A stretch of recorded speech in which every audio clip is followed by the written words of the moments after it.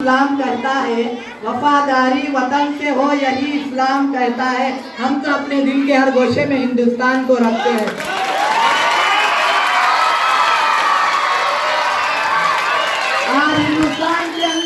आज हिंदुस्तान के अंदर अंधे कानून बनाए जा रहे हैं।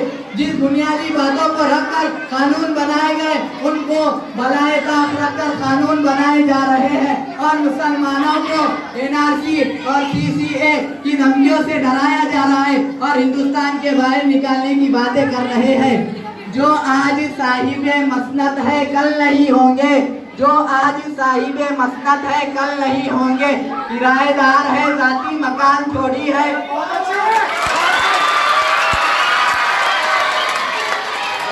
सभी का खून है शामिल यहाँ की मिट्टी में, सभी का खून है शामिल यहाँ की मिट्टी में। किसी के बाप का हिंदुस्तान थोड़ी है। हम वजू करते हैं यहाँ के गंगा के पानी से, हम तयम्मुम करते हैं यहाँ की पाक मिट्टी से। हम मरकर भी दफन हो जाएंगे, फिर भी हिंदुस्तान को ना छोड़ेंगे।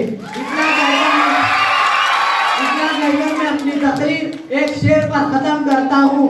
ना पूछो जमाने को क्या हमारी कहानी है, ना पूछो जमाने को क्या हमारी कहानी है।